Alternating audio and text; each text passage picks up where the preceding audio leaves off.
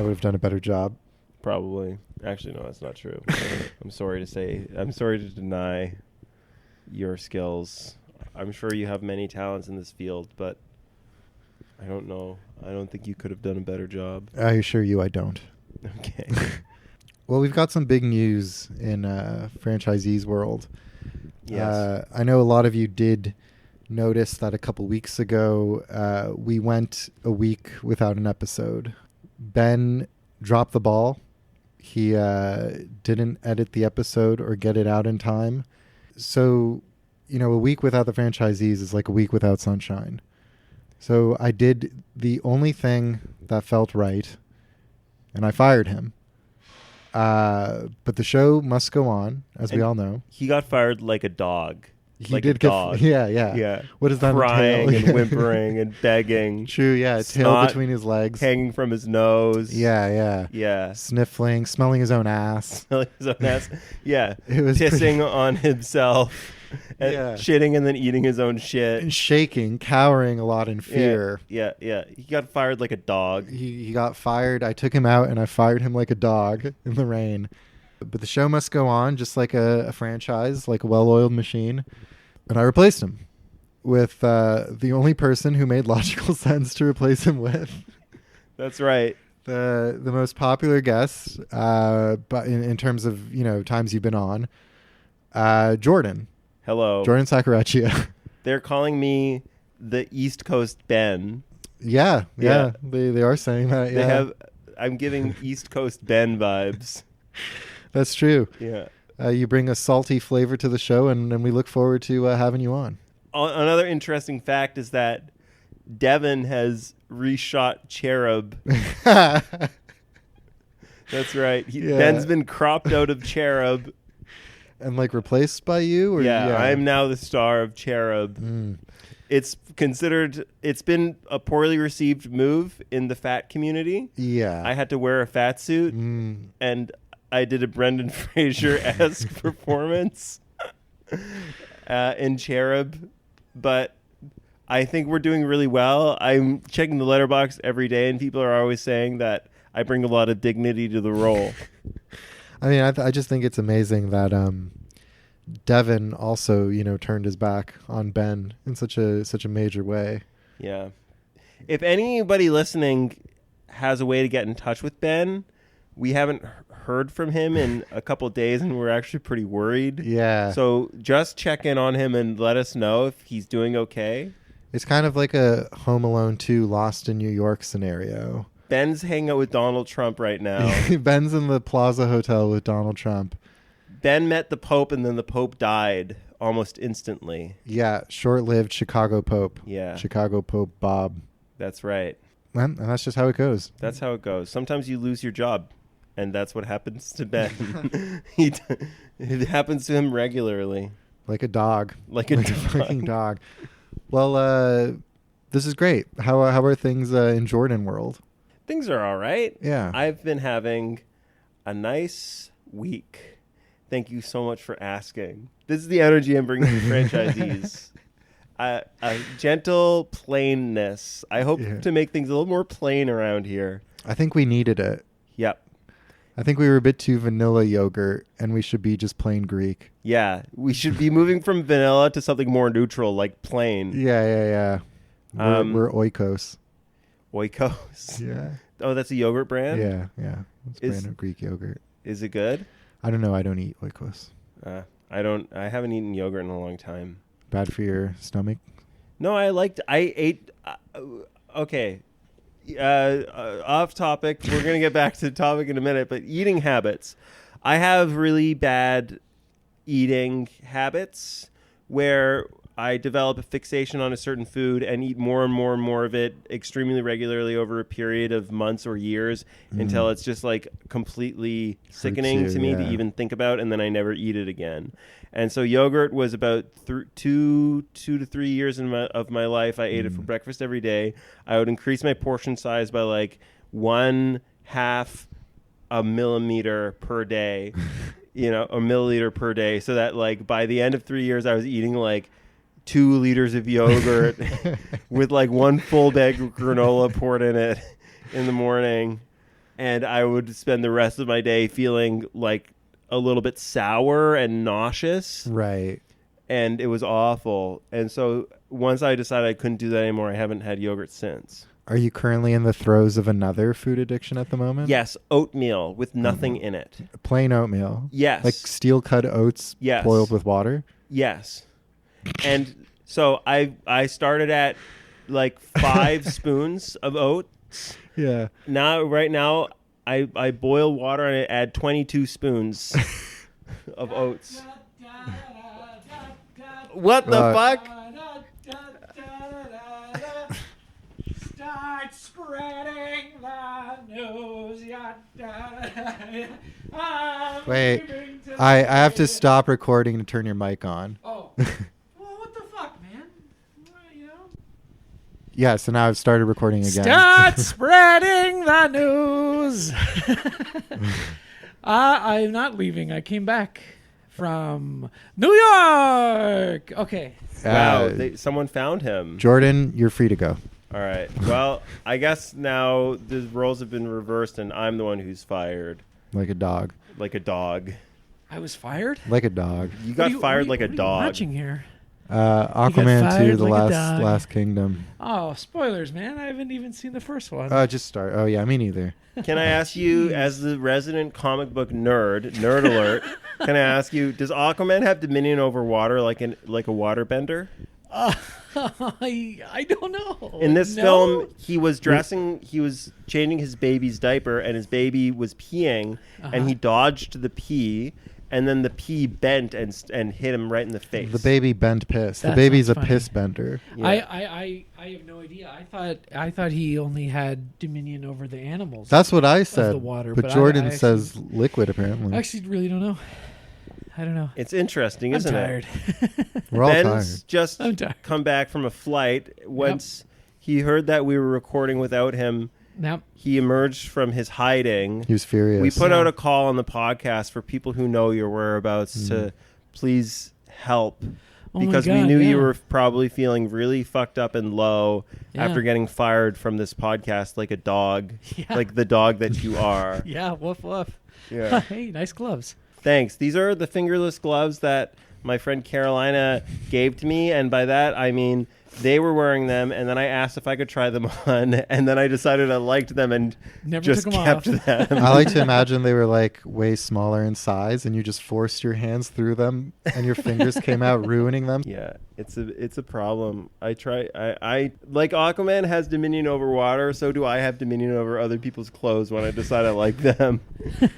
That's not a bad power to have. I guess so. So how many oats did you say you were up to today? 22 spoonfuls. 22 like large spoons. That's a lot of oats. Of what? Yeah. Are you eating oats? I'm talking about my eating habits and how I have like an escalation issue, which I think is common with ADHD. You get hyperfixated on foods. Sure. And then, so I eat the same thing every day for like years, and I eat more and more of it as time goes on until it's like absolutely sickening to me, and then I can't eat it ever again.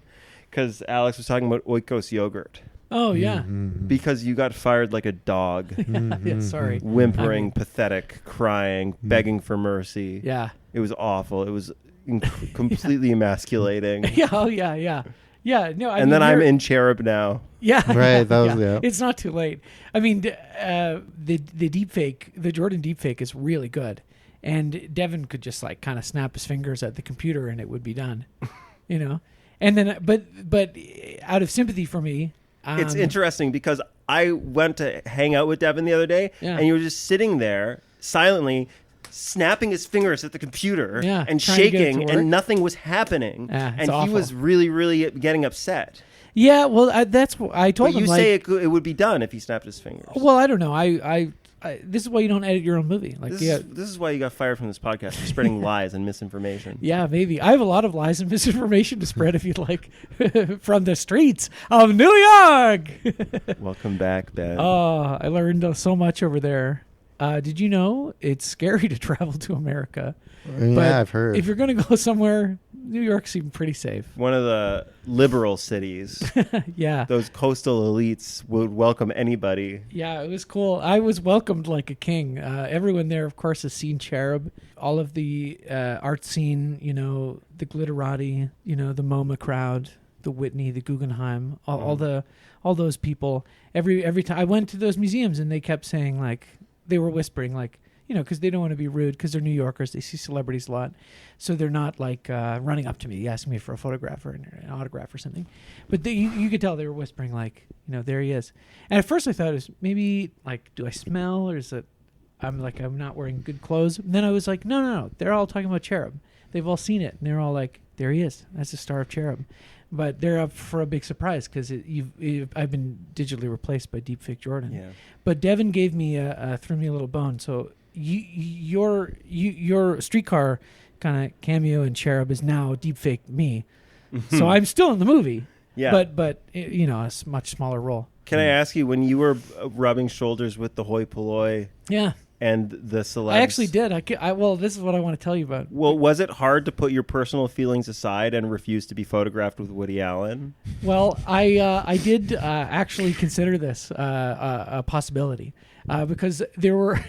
I was doing this with my friend because I was like, I actually am pretty good at like spotting celebrities on the street, and and she was like, oh, whatever, and then there were a bunch of any like older white guy with a big bushy beard. It was like, that's David Letterman. There he is. That's David Letterman. There are tons of people who look like Woody Allen, just old men with glasses. I'd be like, well, there he is. It's time. It's time to see if I can take a photo with him and post it on Twitter without putting a giant like smiley face over my face so nobody sees me or bothers me. I remember that was the last time everyone made fun of someone for taking a photo with Woody Allen. It was some kid who's like, look who I met. And he was excited enough to meet him, take the photo, post the photo on Twitter in a public forum, but had a degree of shame because he put a big like emoji heart over his face so that no one could see who it was. So that I would just share it and be like, I met Woody Allen. Yeah.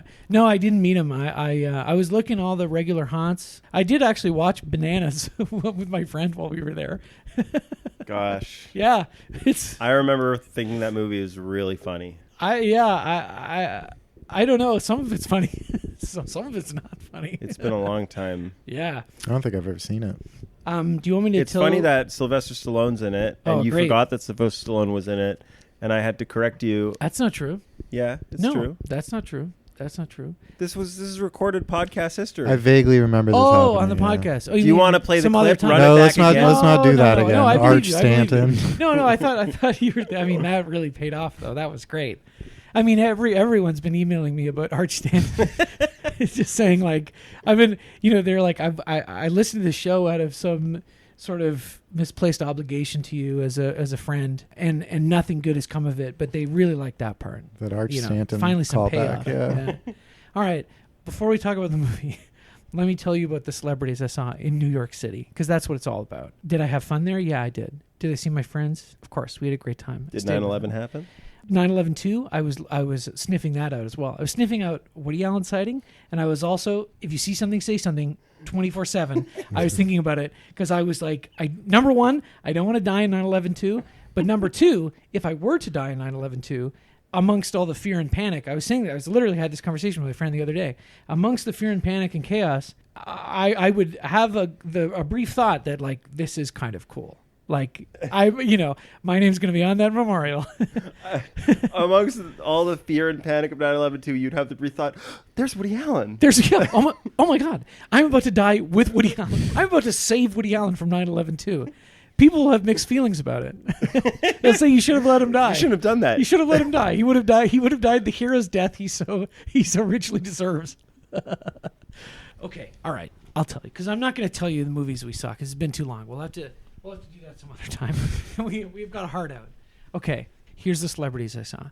All the stars are here. It's true. Beardy Man, Claude Racine, Dax Flame, Betty Fine, You got it. and Raphael Fine. All the stars. I went to New York. I saw some Broadway plays. One of them was a present for my parents. But they couldn't make it at the last minute, unfortunately. So my friends got to go to some Broadway plays with me, which was really fun. So firstly, I saw Glengarry Glen Ross, which was incredible, perfectly cast. So, but a stone's throw away. And I know that's subjective, but I kind of measured it. I could have thrown a stone at each of these people, Bob Odenkirk, Kieran Culkin, Bill Burr, Michael McKean, and others. And that was very cool. But at that movies. You're so cinema pilled. I'm so sorry. I'm really tired. At that play, I saw two celebrities. Jordan and I have already told you about this. Two of the most cursed celebrity sightings. Out of all the people I could have seen on like a Friday night at Broadway play, I saw first on the line into the washroom, Jon Favreau, director of Zathura, Iron Man, Iron Man 2, Chef, Jungle Book, the first of the first live Lion action King, remakes. Zathura. Zathura, he said. He said Iron already. Man? Iron Man. Iron Man 2? Iron Man 2 for said- sure. He did that. he's- Chef. we he said these definitely- He's already. the titular chef in Chef. He also And- acts in Rudy, doesn't he? Interesting. I saw him, and I could have said something to him, but instead I just thought, oh wow, somebody famous, and I had to go pee anyway. And then I saw him again, and I was like, I don't have anything to say to Jon Favreau. Yeah, what would you have said to Jon Favreau? Yeah.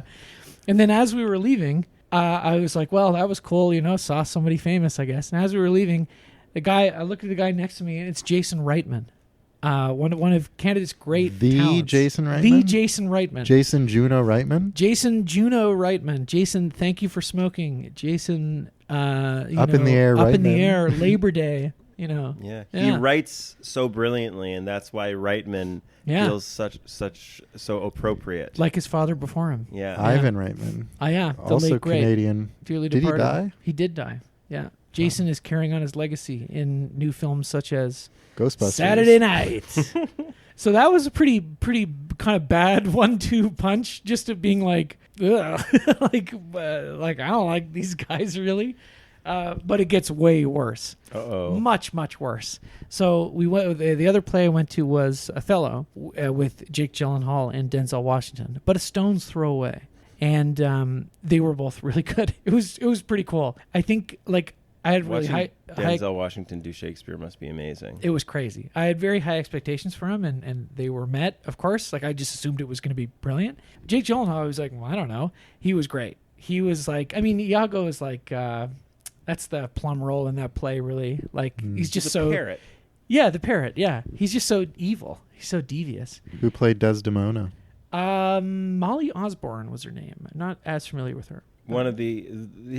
She's like Jack wanted to be on the show, and Kelly wanted to be on the show, and Molly was like, I don't want a part of this. Yep. And it's really She's one of sad the what they're Osborns. doing to Ozzy's legacy. Yeah, and it's awful. She backed out and decided to devote her life to the stage. Yeah, she made the right choice, Yeah. I think. Yeah. Anyway, the play was great. Waited at the stage door for a little bit. Denzel walked out and gave a little wave to his fans.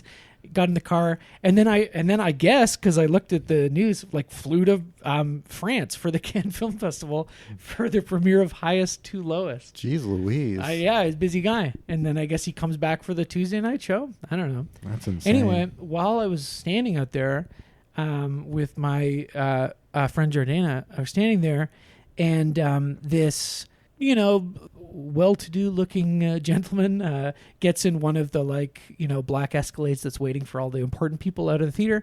And I looked at him, and I didn't recognize him first, so I was like, I guess it's just some theater patron, some wealthy benefactor guy. He gets in, and then my friend's like, that was Mike Bloomberg.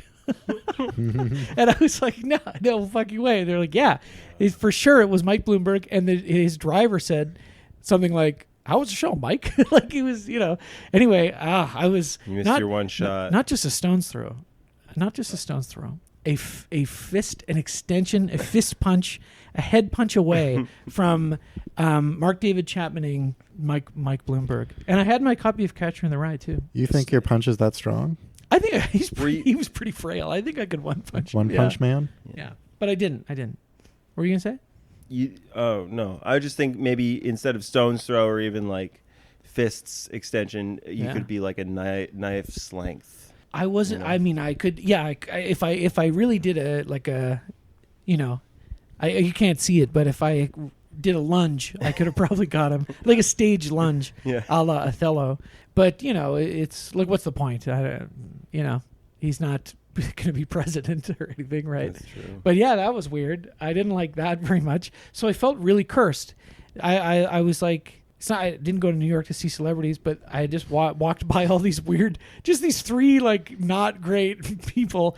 I would say also each one worse than the last. Jon Favreau, I don't have anything. Well, I mean, he's kind of seems like he maybe is like has a important hand in ruining modern cinema, but I would put him worse than Reitman. Yeah, probably. Yeah, probably. But Bloomberg is a different level of evil, like way beyond those two. Yeah.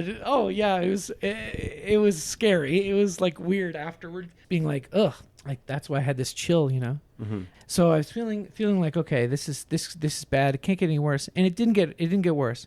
But yesterday I was walking with my friend Joel, and we walked. Who came to Glengarry with me, and we walked past Michael McKean, and just on the street. And I was like, oh my God. And he was close enough that I was like, you know what? Like, I'm going to make up for all these bad celebrities I've seen. I'm going to go like talk to Michael McKean. Wow. Which I know is maybe not what you're supposed to do in like New York, especially because, people can just walk around and be themselves and something a tourist would do. But I'm a tourist, right? So I ran back across the street and he had gotten a little ahead. So I kind of was like, running up against him, and I'm sure he saw me look at him and be like, oh, it's Michael McKean, and then I kind of was like, and I got sort of behind him and I said, excuse me, Mr. McKean. So I thought Michael would maybe be too formal, I said, excuse me, Mr. McKean.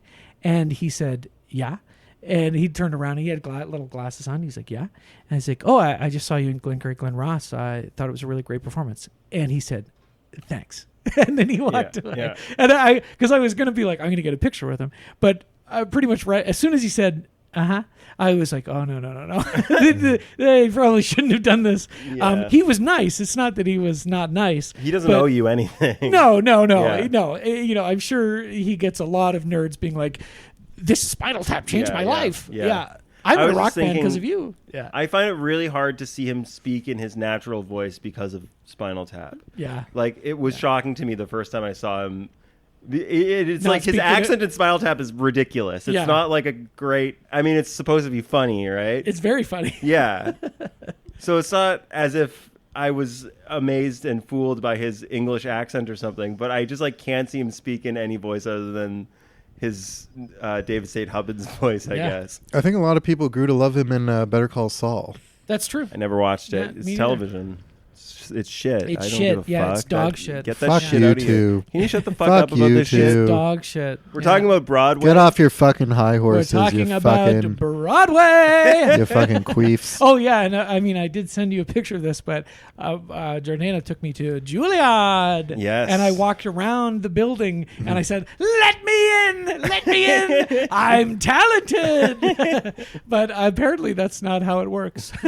The admission process. You have to it's a lot of money. I don't know. I guess I was just sort of expecting to waltz in and they would recognize my talent, but I guess not.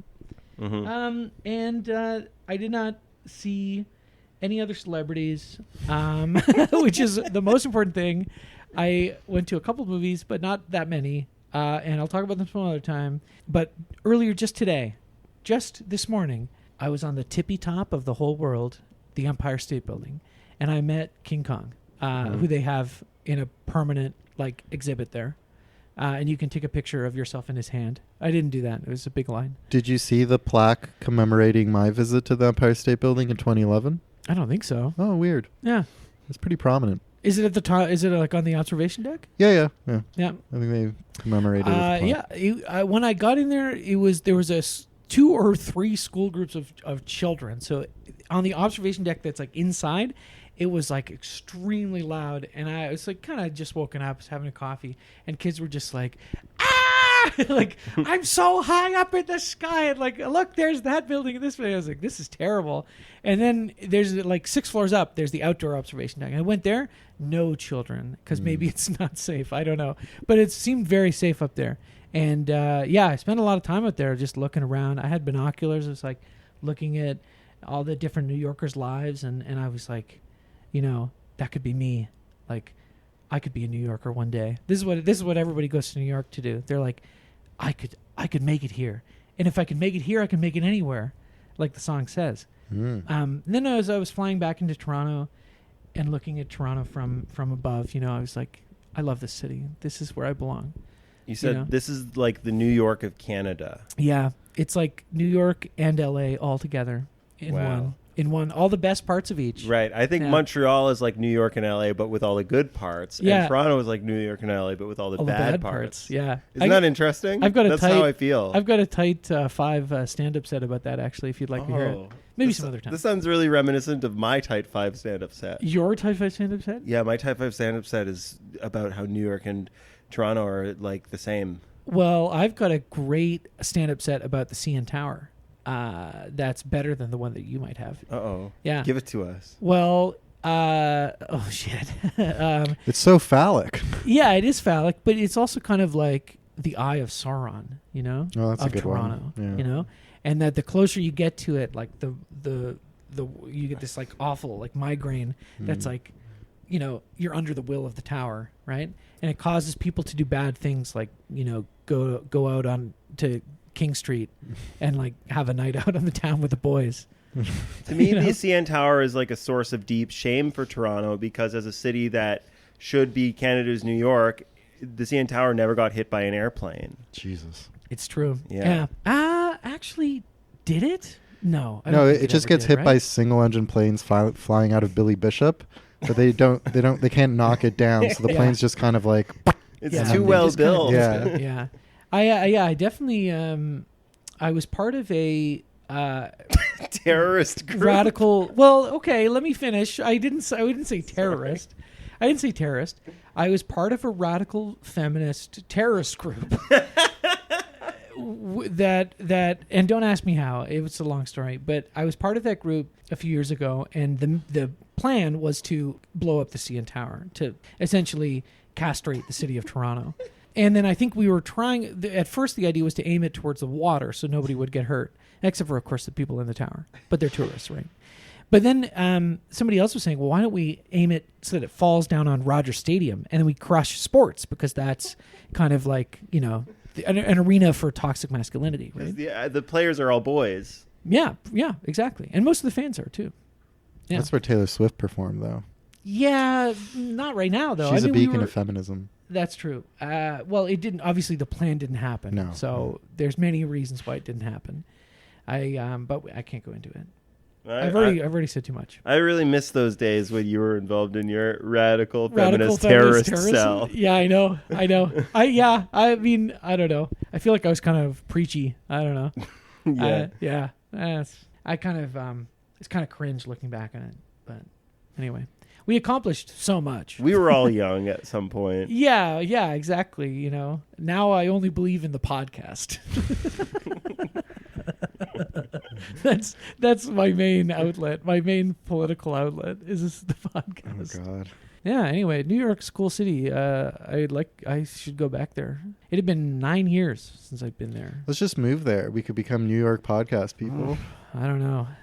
I spent a lot of time in Dime Square. Yeah. Yeah, I was on all those shows. I was on the Ion Pack, I was on Red Scare, I was on Chapo, I was on all that stuff. Just little.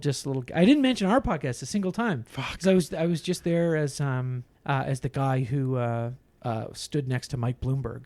I was kind of like telling them that story because they all think it's cool. Yeah. But I don't know. Shit, I didn't even mention Cherub.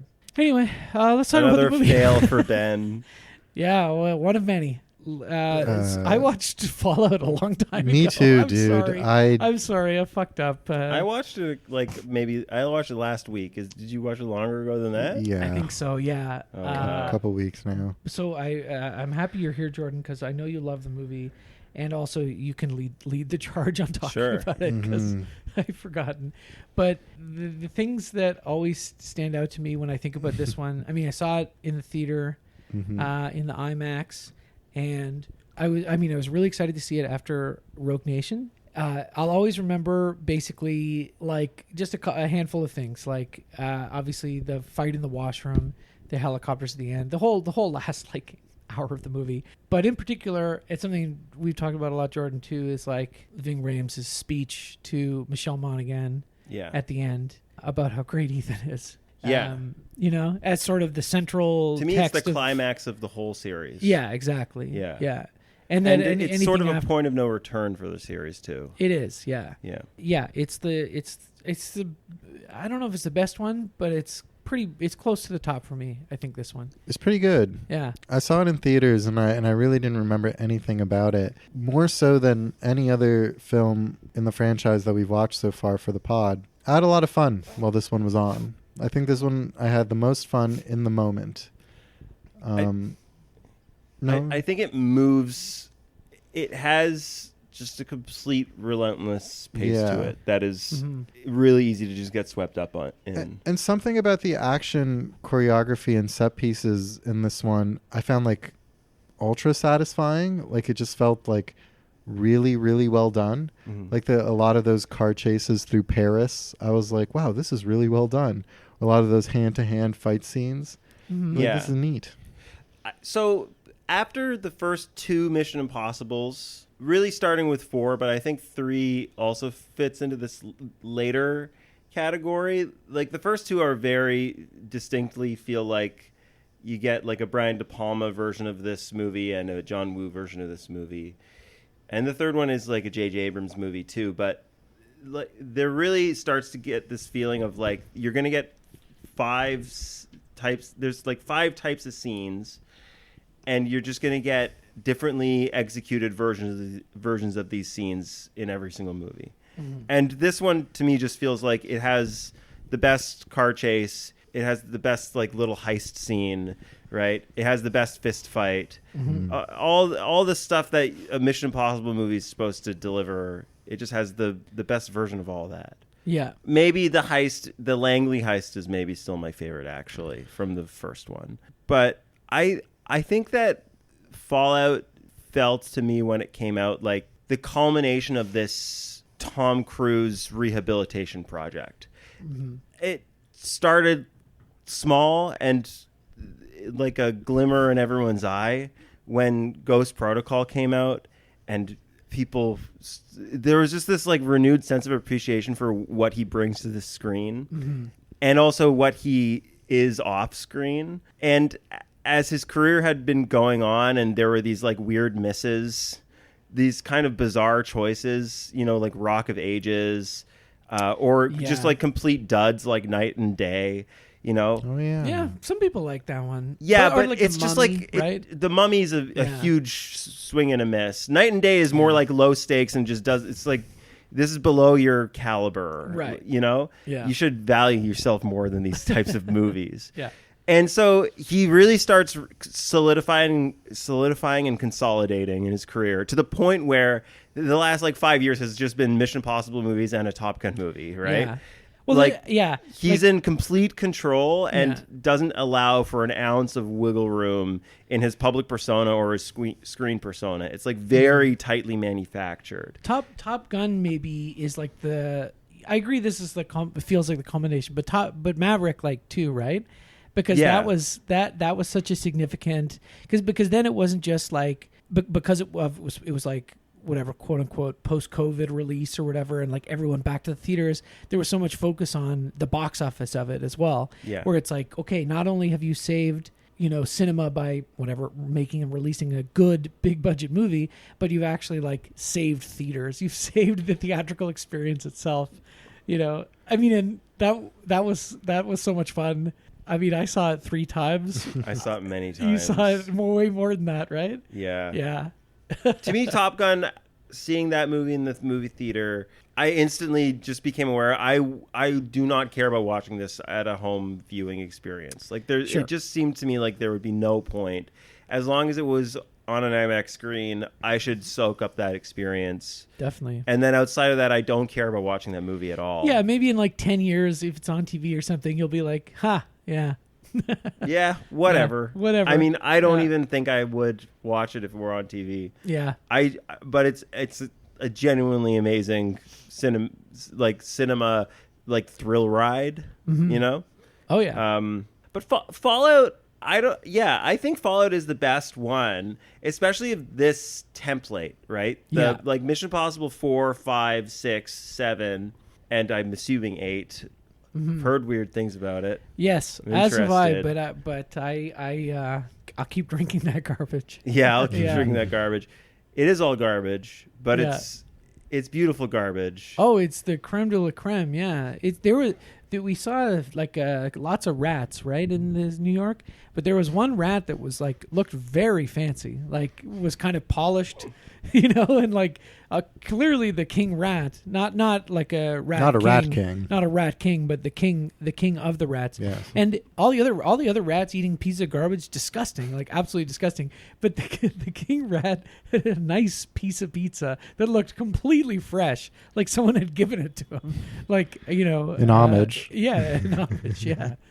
I went to see the new Final Destination last night. Oh, yeah. Oh, I can't wait. Oh, it's great. Yeah. It's up there with 2 and 3, I think. Oh, great. But Final Destination is kind of very similar to Mission Impossible, where it just like delivers on a type of scene, and the movie is judged based on like when those 5 scenes happen, how good are they? You know?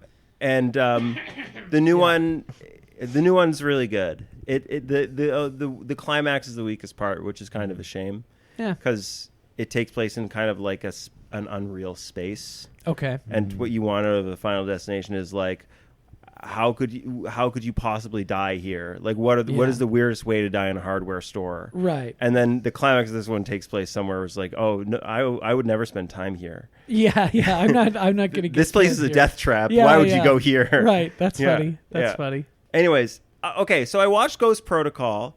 No, wait. I watched Rogue Nation. Yeah. Before I watched Fallout. I watched them both in the same day. Nice. And it's funny how much Rogue Nation feels like a dry run for Fallout, right? Yeah, for sure. It's also very funny. I just wanted to put something on the record because I listened to your podcast and thought, I need them to say this. They didn't say this. Yeah. It's very funny that how sidelined Jeremy Renner is in that movie. He spends about half of it just standing in various rooms getting yelled at by Alec Baldwin. Yeah. Well, and doesn't do anything. It's nice they brought him back at all. Yeah, I guess so. They brought him in. He's the 3rd lead in the Ghost Protocol, maybe, after Tom Cruise, Paul Patton. He's kind of on the same level as her anyway.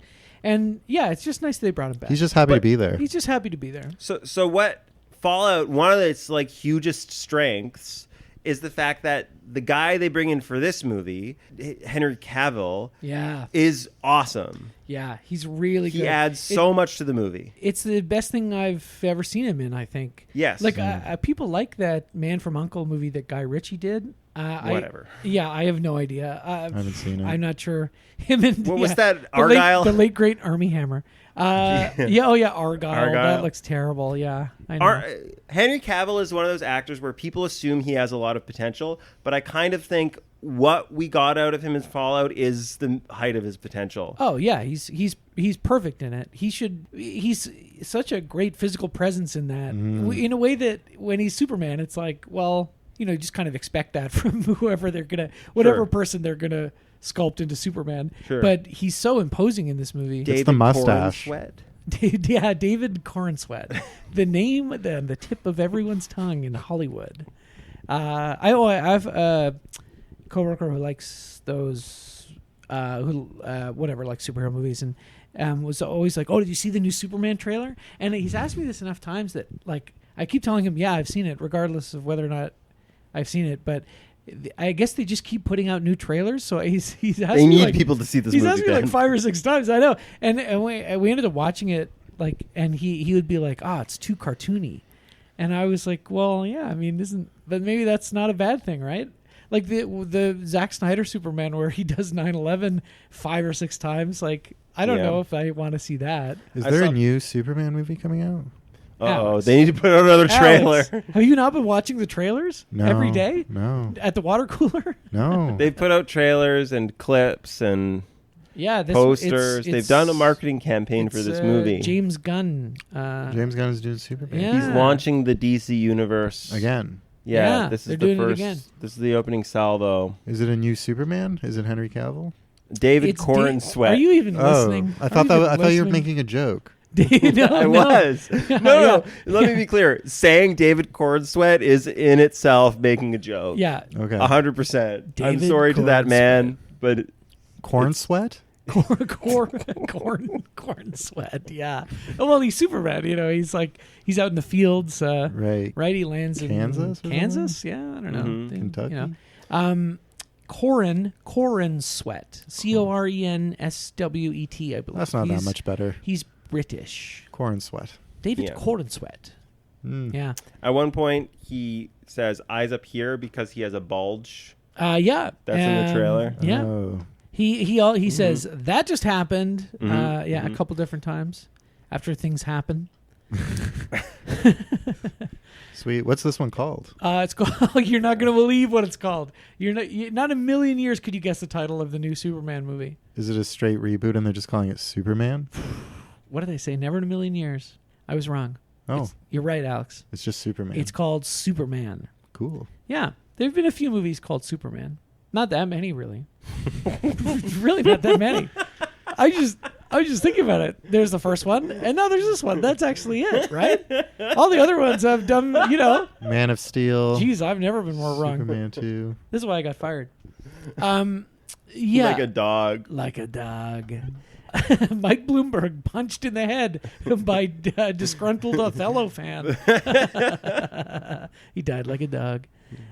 He's such a welcome addition. Like when he cocks his fists in the fight, and they make. I think people play it up a little bit too much, but there is a light sound effect. It's not like a, but it's a it's more like a. It's his pleated shirt, stretching a bit. Yeah, you can say it's the shirt, but it really has no diegetic source. No. It's for us. He has great chemistry with Tom Cruise. Yeah. Yeah. In a way that Renner doesn't. No. Yeah. And I think Renner got cucked. Yeah. Oh, another thing about Mission Impossible 4. Okay, Paula Patton, right? Yeah. Who was a lifelong partner of, do you know? Robin Thicke. Yeah, they were Robin childhood. Thicke. They'd been dating since childhood, and they were married. And he was really hot off of that awful song. Yes. And there was a video that came out of him like partying, and he was like, I think maybe getting too intimate with someone who wasn't his wife, Paula Patton, and they divorced. And then subsequently, he went through a huge humiliation ritual because because the song used a sample, the Marvin Gaye estate sued him, and then also people really turned on him because the song is like pretty gross, and and the video too. The video's terrible, and he just has bad vibes as a person. Yeah, it was released like a few years before, like Me Too, and then. Do you know about stuff? Do you know about the album he put out to try to save his career? Didn't he put out a weird album about her? It's called Paula. Yes. No way. And it's a Get Her Back album of only songs begging for her to get back together with him. It's a concept album, and the concept is please. Don't fire me for the franchisee. We should review that on the pod. I'd love to. I'll listen. I'll listen to it tomorrow. I'll listen to it tomorrow. Yeah. Anyways, Do you think he tried to contact Tom Cruise to be like, "She listens to you, man. Probably help me out." Probably. And if there's one thing we know about Tom is that he's very protective of the people that he works with. Absolutely. Yeah. Of so course. he said to Paula, you need to file a restraining order against that man. Yeah. And she did. Yeah. Get rid of him. Yeah. Get out of here, Thick. And he said to Thick, "You stepped over a line. Yeah. You got to put your manners back in." If I see you on my set. He said to Paula, I know what to do about people like me. I know this worked against me, so it'll work against him. You need to file a restraining order. Yeah.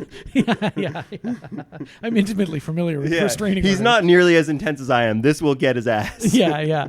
And lest we forget the real victim, Alan Thicke, right? Whose spotless legacy was ruined by his wayward son. Anyway. Yeah.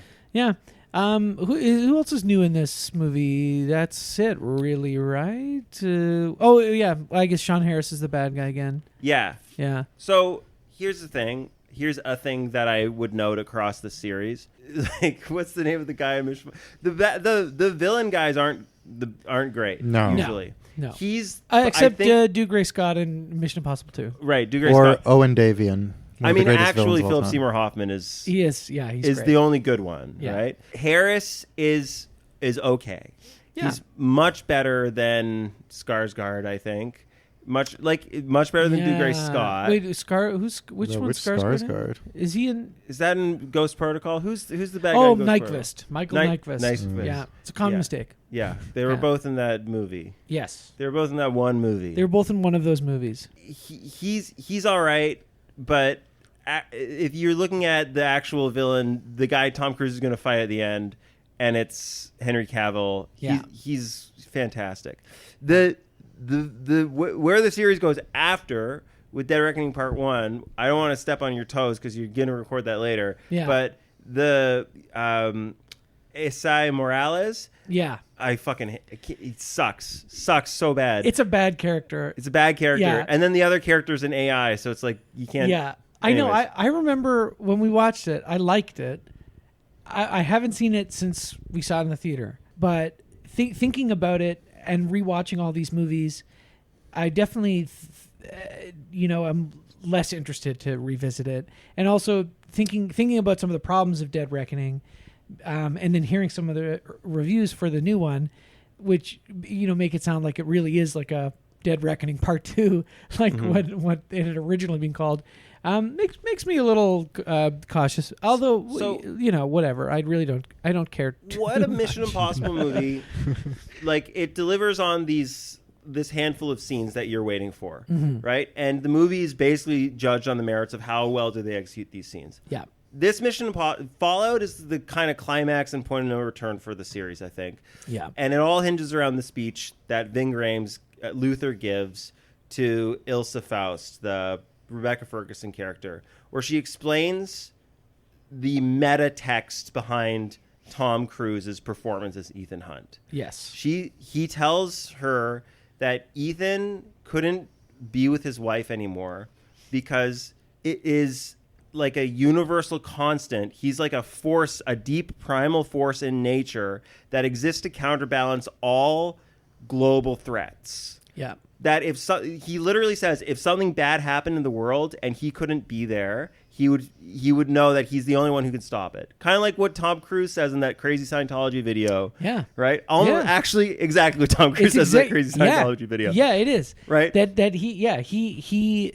is prepared to handle anything that comes his way, and he's the only one who could do it the way that he could do it. So the part of the fun, a weird charm of the series, is that there is nothing beyond the frame. It's something that Alex says all the time about these movies. They're in one ear and out the other. You don't get any sense of the larger operation of the IMF. You never get a real understanding. Like, the bad guys in this movie are anarchists. Yeah. Their goals, what an anarchist is, Yeah. none of that's explored, really, right? No. What does Benji do on his days off when he's not following Ethan Hunt around the world?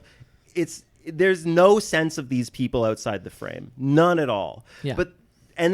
So what they have to rely on, and that is kind of like an awareness that develops over the series that I know Tom Cruise is aware of, right? Yeah. He knows his image, and he's using it cleverly in these films.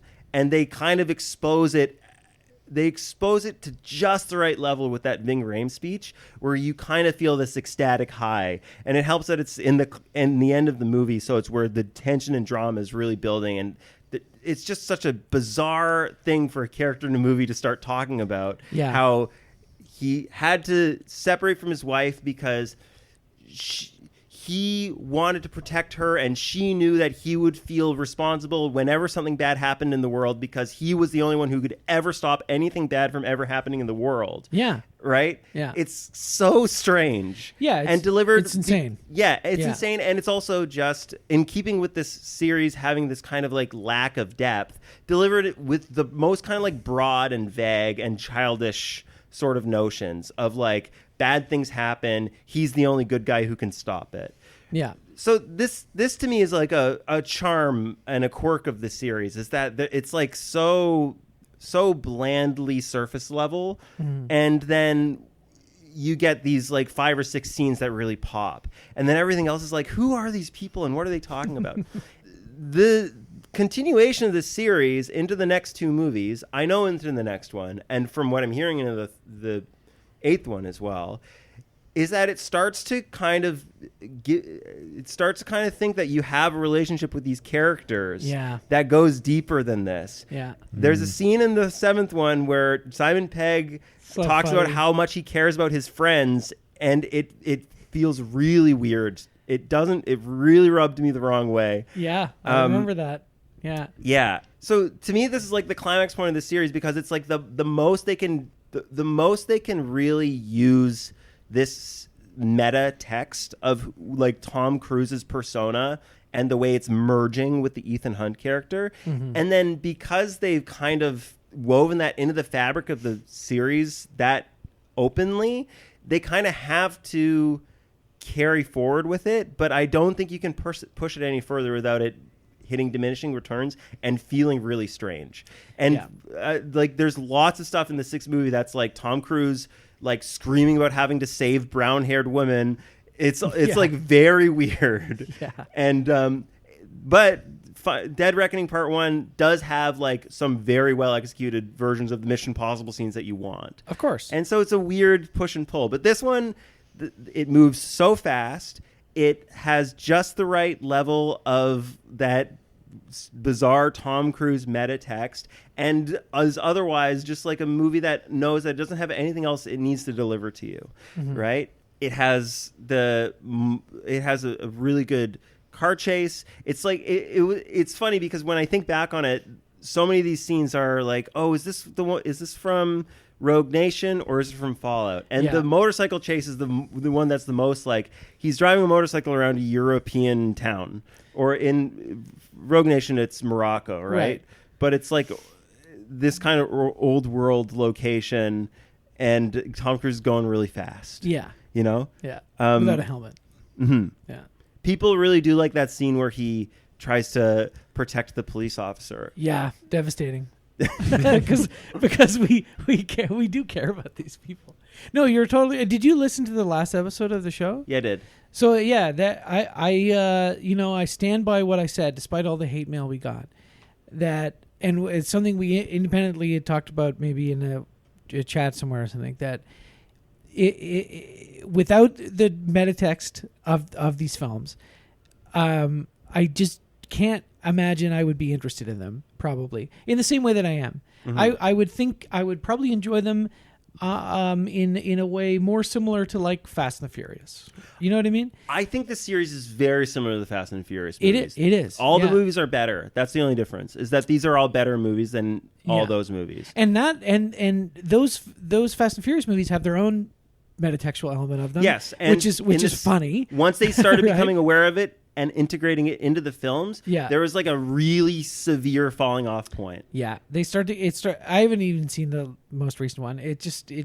It makes me so glad that they're ending it. That they say that this is the last Mission Impossible. Yeah, I'm looking forward to it, regardless of whether people are saying, okay, it's whatever their reviews are, like it's mid or whatever. I don't care. But I know that even though I feel like this film like is the last chapter of the Tom Cruise meta text, and that the continuations of it like stray farther and farther from that. They don't have the same like speech direct address to the audience telling you like that Tom Cruise is here to like save you. Well, you know, Luther gives a very similar speech in Dead Reckoning Part 1 to Haley Atwell's character about how Tom Cruise is always going to protect her. Right. Yeah, because she's new and she's not aware of that yet. But like the balance is off. It just feels weird. To me in Fallout, it's just the right amount of all this stuff. Yeah. Right. Yeah, because Sorry, can I correct that? It's just the right amount of all this stuff with one big puncture point, which is that speech where it's like, suddenly we're going into overdrive. Yeah. And it's at the perfect time. Yeah, and then the movie ends. And then Tom Cruise literally has like an anime fist fight on a mountaintop. Yeah. And then the movie ends, right? So Tom Cruise once again saves the world from mass destruction at the very last second after having a like Looney Tunes style like helicopter chase and fight on a mountaintop where he smushes Henry Cavill's face with the frickin' spike or whatever. And he gets like horribly disfigured and everything. Like it's very over the top. I stand by it that if you're not deeply invested in Tom Cruise and you're watching these movies, you could be doing something else with your time. Well, except that the reason that I do think it's a good series is that in this film in particular, the filmmaking is really well done because the movie can't just all be metatext or else it just doesn't work, right? That'd be insane. It would be like a documentary about Tom Cruise. I did watch this a little while ago, but I remember it's the longest one in the series so far, I guess, except for the next two, which just get longer, which is also a bit of a problem. Maybe the pacing is so like relentless that even that's the sinew between like the whatever 5 great scenes or whatever it is just kind of flies by too. Like it's I even forget about the Halo jump sequence too. Can I say something with the Halo jump sequence? Yeah. I was talking before you got here, talking with Alex about the underwater sequence in Rogue Nation, and the Halo jump sequence feels like this to me. Yeah. I understand that he did an amazing feat. It's really impressive. But it's smothered in CGI. Looks kind of fake. It just if I didn't know it was it's like his head is lit up in a helmet, so it looks like they added his face onto like a CGI body or something, right? And same with the underwater thing. It's like I don't think the fact that it's real is selling on the screen here. I know what you mean. In a way that the him holding onto the plane at the beginning of Rogue Nation does really or feel hanging real. off the helicopter at the end of Fallout. Yeah. Which is like or amazing. flying the helicopter. Yeah. Yeah, you can when you look at it, you're like, okay, he's actually doing that. Mm-hmm. Yeah, I completely agree. That's one thing, and where they show you the behind the scenes stuff. Like, yeah, okay, maybe it doesn't need to be a clear day. They could have maybe put a few clouds in there, but the huge like computer, like it looks like one of the storms from like Mad Max Fury Road or something. Like it's really, I don't know, plasticky or whatever. Yeah. I like that scene a lot in theory. The dynamics, the push and pull between him and Henry Cavill. Henry Cavill kind of jumping the gun, literally. But then, just in execution, it was kind of a bummer how plasticky it felt. I understand that filming it like that, if you put it next to the same scene executed with CGI models in place of the actors, you would tell instantly, okay, they filmed it for real. And it'd look even worse. Yeah. It's same with the underwater stuff. Like we just had Aquaman on, and CGI people, like having people on a soundstage and then you put CGI water around them and make their hair move, and it looks terrible. Is so much different than Tom Cruise actually being underwater.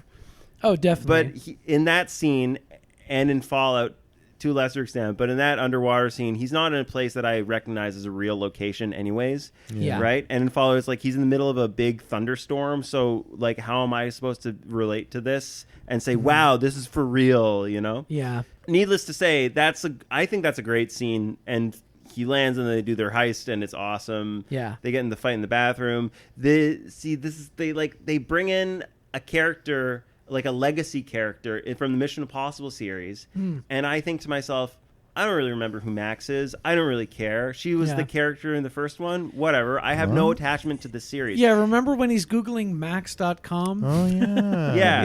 Yeah. So Vanessa Kirby plays her granddaughter. Yeah, something like that. Oh. Yeah. Dead Reckoning Part 1, and from what I hear, Final Reckoning does more of this stuff. And I'm here to just like say, this movie has this kind of stuff in balance, but them starting to lean on this, they lean on it further and further in the next 2 movies, and the balance gets out of whack. It doesn't work for me. You don't need the Mission Impossible extended universe thing.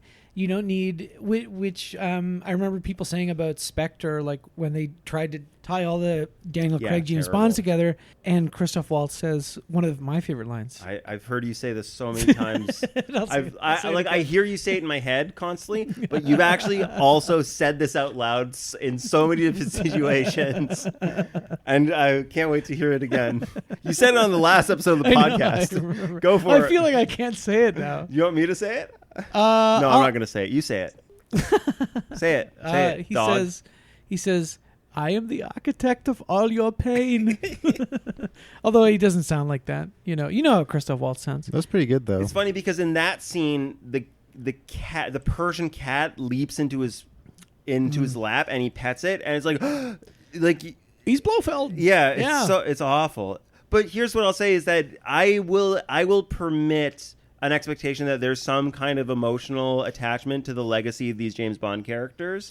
Yeah. As shallow and completely arbitrary and like lacking they actually are. That isn't there for Mission Impossible. It's not there at all. We've spoken No. about that. Yeah. Yeah. The fact that, of course, I haven't seen the new one, and I've tried not to read any specifics about it, but just the fact that they have put out all these character posters. Yeah. And one of the character posters the is for the guy in the first movie who he gives a tummy ache to, who makes he gives him explosive diarrhea so he can go down to the room to steal the knock list. Right. Mhm. That guy is back, and from what I hear, he is not just back in an incidental fashion. It's like tied to the plot. It's like- it's like he's like the architect of all his pain. It's like the Jurassic World character. What's his name? The scientist oh my who god! has like B.D. Wong. Henry, B.D. Wong. Yeah. It's Dr. like Henry who can we Wu. bring back Yeah. to pretend like this series has like any deep lore? I hated that so much. I know, and you know what? Too, it's like I like B.D. Wong, and he's good in the first movie. It's a very small role, but for whatever reason, like. Not maybe it was just I was like projecting this hate on him because I hated that character coming back and then like being like Kind of evil, the villain, kind but of the not villain. redemption. But I just think he's also really bad at it too. Yes. and it just like I don't know. It's so Stiff performance. Yeah. It just really like highlights how unnecessary and how Forced, silly like, it is to shoehorned he was that into it. last Jurassic World movie is so bad. Yeah. That I love that episode with Rob though. Oh yeah, I've listened to it many times. All timer for it's, sure. Shouts It's to the only Rob. good thing that came out of that movie being released. Is our episode? Yeah. We got to see the new one when it comes out and Well, do an yeah, emergency Rob is- broadcast. Rob Is has this the come first back. time you've had a franchise add a film to the series? I think so. So- But it's The policy has to There- be that you cover the film Yes. when it's when released. we can. Yes. Yeah. No, like when it's released. Like Yes. there's a Yeah, bonus when it's episode that released. week Yeah. or something. Yes. Okay, Yes. thank you. Yeah. Sorry, I'm establishing now that you have to record more No, podcasts. we talked about this from the very Yeah. beginning because when we We got first you. did Paranormal Thank you. Activity, right? Yeah. There was another one on the Wikipedia page that's like it's coming out, Yeah. and I don't know if it ever did. I don't think it did. I don't know about that one. but- But we know about that one. We know about Hunger Games. Like, Yeah, you Hunger know, Games. But there's Ted 3. yeah, no, there's another one that's Shanghai Dawn. well, that Oh, I would be, wish. that would be ideal. I wish. Don't get my hopes up, dude. No, worse than that. Ballerina from the John yeah. Wick Right. Chronicles. We're going to or have to do whatever. that. You're right. Yeah, we're not gonna. We don't do TV show spinoffs. We're not gonna do that. It's a movie podcast, but we will have to do Ballerina because they'll put it out in theaters, and I don't want to do that. I don't want to. I mean, I Whatever. will see the Jurassic World. It'll be fun. regardless. We'll get popcorn. I've met the You'll get director of that popcorn. Jurassic World movie. What? I've met him. I've met him. Who? The director of the new Jurassic World movie. Who's the director of B.D. the Wong. Yeah, I wish that'd be great. Gareth. yeah, not Gareth Gareth Evans, is it? Edwards? Oh, the guy who did Monsters? No. Yeah, And then that Star Wars movie I really like. Oh yeah, he did do Rogue One. Yeah. He's the credited director on Rogue One. Yes, he's the yes. Yeah. Yeah. And he also did The Creator, which I Right. went to see in the theaters just cause. When I open up Facebook, which is not so often, it gives you the memories, you know. And the picture of me meeting him came up the other day as like a memory, and I thought I'm not going to share that. I don't need to share that. Alex, You know? do you feel this? To me, the Mission Impossible movies, I feel like I wonder if there's a productive disagreement or tension that we have here. Because to me, part of the charm is the fact that you're watching it and you're like, who are these people? Like, why are they acting like this? there's no depth to these characterizations. There's no sense of a world beyond the frame here, and I find that bland shallowness kind of charming. I understand what you're saying completely. I look. I'm one of these laymen who don't really care about the metatextuality involving Tom Cruise. You know, that can be changed. That can be adjusted. I don't want to care about Tom Cruise as much as seemingly everyone who's guested on the pod during this franchise has cared about. Like, it's kind of been overwhelming to see the show of love for the Cruise man. I think it's really interesting. I like hearing Ben talk about it. I like seeing Ben happy. You know what I mean? we all like seeing Ben happy. And it's good to know it's not Except something. for Michael McKean. Yeah, Michael McKean. Well, I mean, if I may do my shat on Michael Ben McKean themes. impression again after I said I thought you were really great in Glenn Gray, Glenn Ross, and I'll really try to visualize it for you because I don't think I sold it. He really did say it like, thanks. You know what I mean? Like, thanks, buddy. Yeah. Ben's kind of making a very big, sarcastic grin, De Niro Squinting face, his eyes a bit. style. Thanks. Head nod. And and a bit of almost like Nicholson imagine too. if Paul Bit of Giamatti like, said thanks, but hated Right. you. That's right. Yeah.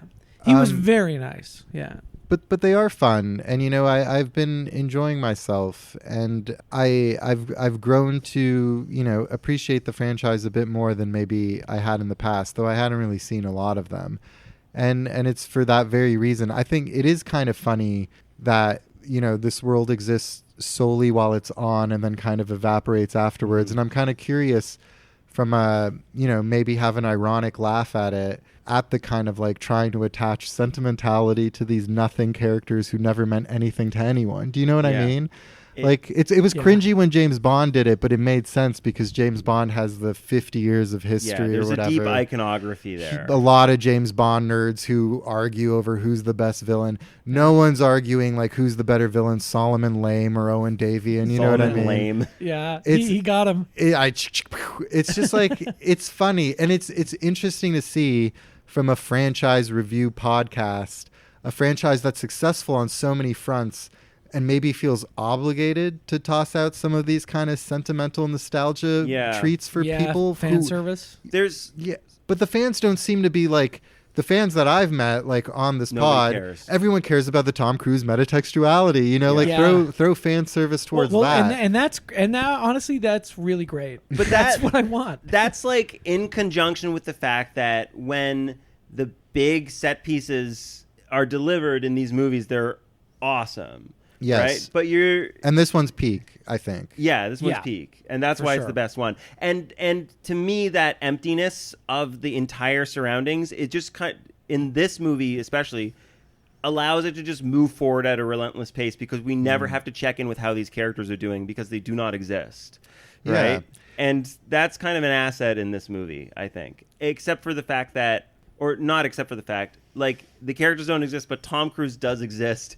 And his thing is just woven into it in a way that's fascinating. Yeah. Yeah. Like, I think at this point in the series, the three people who maybe carry the most sentimental heft are Ethan Hunt, Benji, Ving Rhames. Yeah.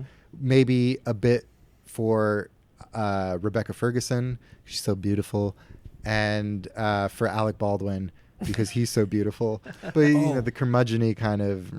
I have a note. Alec Baldwin in Rogue Nation is like he shows up and does what he's being asked to do, and it's fine, right? He's doing like an Alec Baldwin. Yeah. This movie, he's terrible. I don't even remember him in this movie. He's really bad. I think. Yeah, because at least in Rogue Nation, they give him the kind of Tom Cruise speech that you have to do, where he's like, "You're the living manifestation of destiny." But he says it with really sells it. Sells it. That's like just a step back from Piercing the Veil, where Luther in this movie looks right down the barrel of the gun. Looks right down the barrel of the lens and might as well be mouthing to you, Tom Cruise. Yeah, you know. Yeah, he did this for you. Yeah. Are you not entertained? It's amazing, the escalation. Yeah. I think there's something funny about Tom Cruise's screen persona in these films, speaking of that kind of like lack of characterization, where he is so much, there's this tension between the fact that he's such a magnetic movie star guy.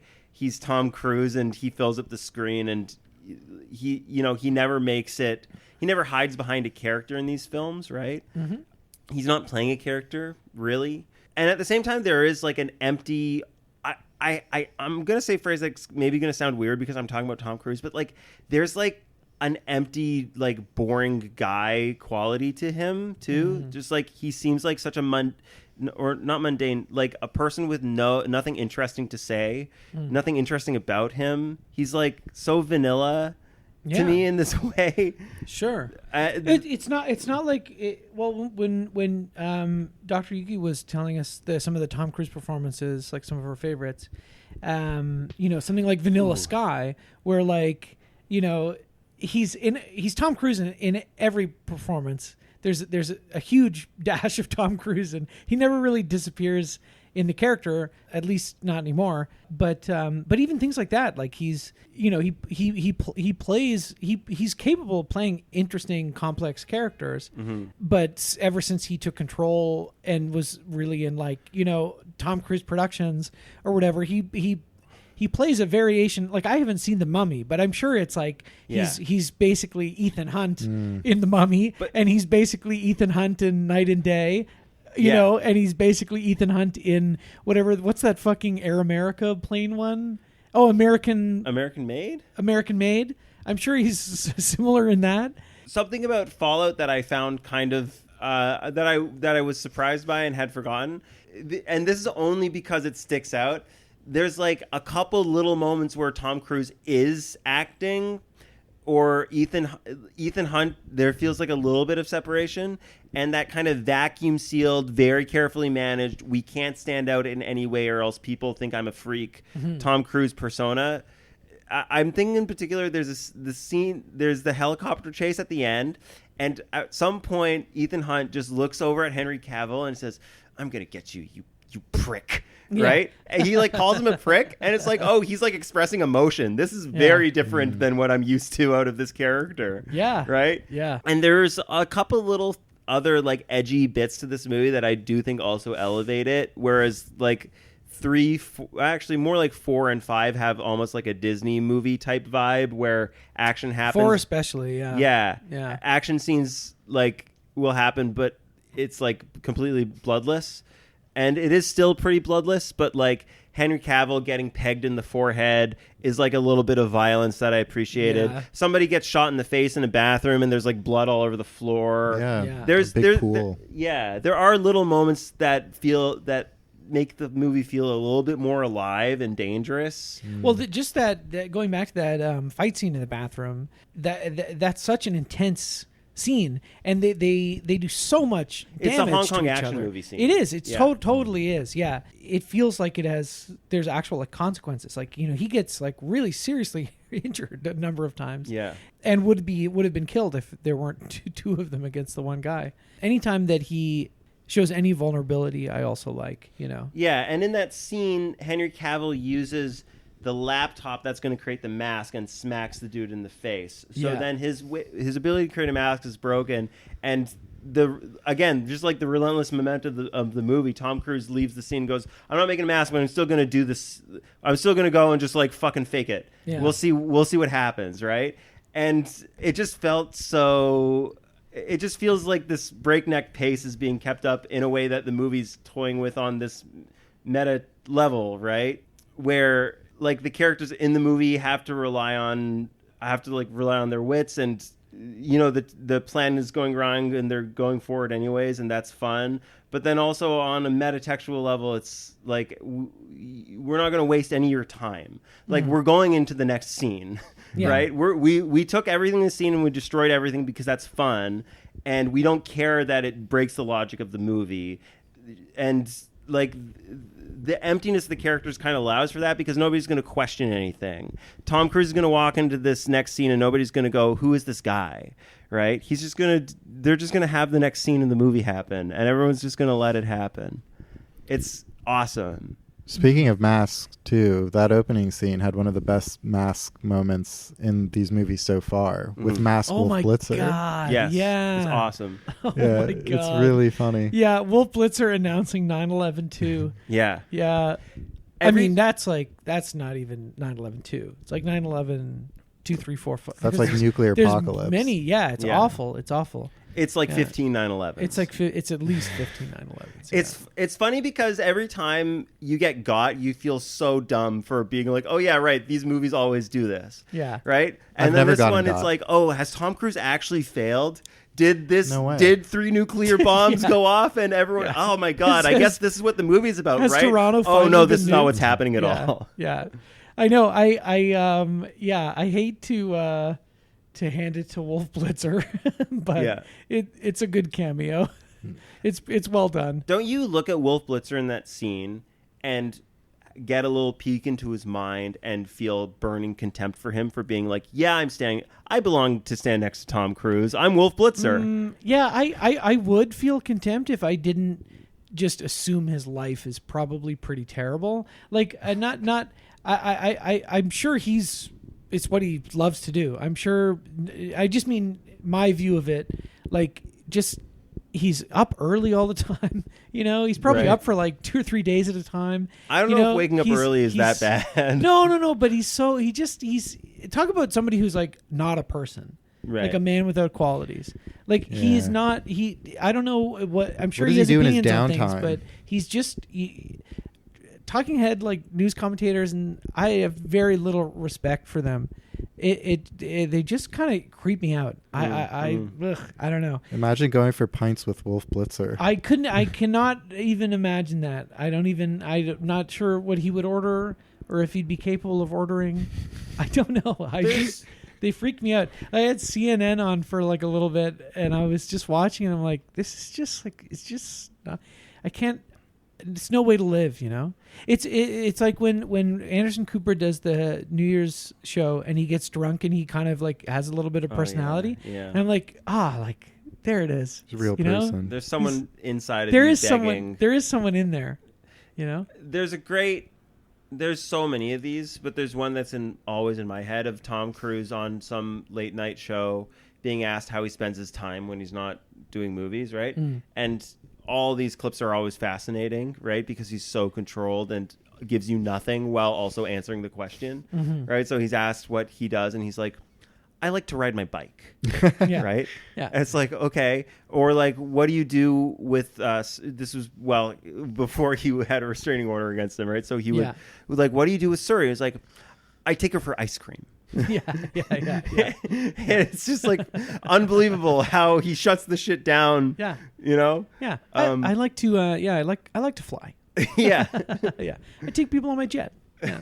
Yeah. Anyways, I'd never heard you put a clip in the last one of him laughing about It's so good. I love that. Yeah. Yeah. That's a Letterman clip. about like yeah. torturing someone. Yeah. Did you listen to that, Alex? Probably not. I haven't right? finished the episode. Yeah. He's just talking about. It's the same sort of thing. It's like he's on a late night show. They're talking about normal guy stuff, and he's talking about flying with somebody and realizing like they didn't have enough oxygen for everybody, so he just like stops giving his passenger oxygen and he passes out while they like land the plane, and he's just cackling. Like you watch the clip, like the audio doesn't do it justice.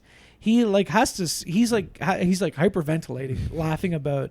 It's like when Mr. Burns is like laughing about the memory of his father like beating up an Irish worker at his atom smashing factory, Right. And he's like laughing throughout the day, you see, and then he stops and he's like, what was it that I was laughing about? Ah, yes, that crippled Irishman. It's exactly like that. Yeah. It's real. It's like what it's like the train sliding off the tracks. He follows the path of his own joy and accidentally breaks free from his containment and is suddenly just like laughing hysterically about torturing someone in his airplane. Yeah. And it's like, oh no, you're not supposed to do this in front of people. Yeah. You're completely psychopathic. Oh yeah, Um, the audience is eating it up. Yeah, it's really off-putting. Well, that's why I want to see Tom Cruise in the flesh. I want to be there just in case something slips up. And I also went to the like Met Opera with my friends, and they were setting up in front of it this hideous like red carpet, I don't know, media area for the Mission Impossible premiere, which happened, I guess, on Sunday. I could have been there, but I did other things instead of, just hoping that I would get a glimpse of Tom Cruise. But he's also coming to, I think he's in Toronto today, actually. I think he's literally here right now in the city, doing on his Mission Impossible like tour. Like, do you see the clip of him on top of the BFI IMAX Coliseum in like London? He's just like everywhere doing his little thing. And I always wanted to, I'd love to see him and just see if our eyes could lock for a second and I could see into his soul. You can spray water at him. Oh God, that's one of the best videos ever. Yeah, have you ever seen that? He makes that Alex? guy cry. I think I have. Yeah. Yeah, that guy starts crying. The guy must have jumped off a bridge. Like I couldn't live with myself. Yeah. Yeah. The reason I saw that Denzel was at Cannes is because he had a similar sort of thing with some like reporter photographer who was kind of tugging on his like coat to be like, take a picture with me, and he turns around and he's just like, stop it, don't touch me. And the guy's like, oh, I don't see, and he keeps doing it, and then he turns around and he's screaming at the guy, and I was like, man, like, I couldn't live with myself. And then do you see the Tom Cruise one just earlier? With the popcorn bucket? Yeah, where he's walking by some guy at the premiere, and he's like, "You ate all your popcorn already. The movie hasn't even started yet." If I were that guy, I would bury my head in. I would put the popcorn bucket on my head. I would never take it off. I would suffocate. I think we have to wrap up. Yeah. But sorry. Can I give my series ranking because I'm not going to come back? Okay, you can come back. Well, I'm not coming back for the next one, and I don't think I've been asked to be on the last one. Yeah, we haven't really. We'll figure it out. I would say okay. Number one from top to bottom. Yeah. It's Fallout, Mission Impossible 1, Mission Impossible 2. Yeah. Rogue Nation, Dead Reckoning Part 1, Ghost Protocol, Mission Impossible 3. That's my top to bottom rankings. Wow, Ghost Protocol. I think it's really funny how across the first three films they try to establish a thing where Tom Cruise is always going to do the rappelling down thing. They have that image that's iconic from the first one, and then in the third one he like jumps from a hedge and assumes the position for like a 5-foot drop. That's very funny and very stupid. I just wanted to put that on the record because they do it in the second one too, the same type of Langley scene. Well, it looks like they're setting it up to do it again. Yeah, with the new one, and that's this is very similar to what my ranking will probably be. Okay, yeah, cool. Very very close, I think. Yeah. Do you want to introduce a rating system? How many fake wolf blitzers out of 5 would you give it? I would give it 4 to 4.5. I give it in 4. That range. 4 fake wolf blitzers. I would too, and even on a really generous day of 5. But wow. But also that's like a Top Gun Maverick 5, where I'm like, it's perfect. It's the perfect execution of what this is trying to do. Exactly. Yeah. I don't think it's got much meat on the bone, but like, holy shit, these action scenes are great. Yeah. Absolutely. Thanks for coming on. I know it was kind of a short one, and also like you were podcasting before I got here, and some shit went down. I got fired, but I appreciate you filling in. You'll enjoy that bit when you hear it. I'm sure I will.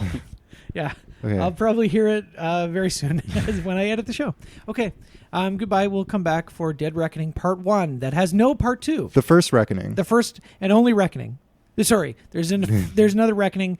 The Final Reckoning. The Final Reckoning, awful title for a movie. So clumsy and awkward to say. And Dead Reckoning is kind of cool. Yeah, well, especially when the first one is technically still called Dead Reckoning Part 2, and they haven't gone back to Live, Die, Repeat, Edge of Tomorrow it. Yeah, they haven't retconned the title. They have not officially. Okay, and goodbye. They're making cinema. They're making cinema for the big screen, and I love it. I love it.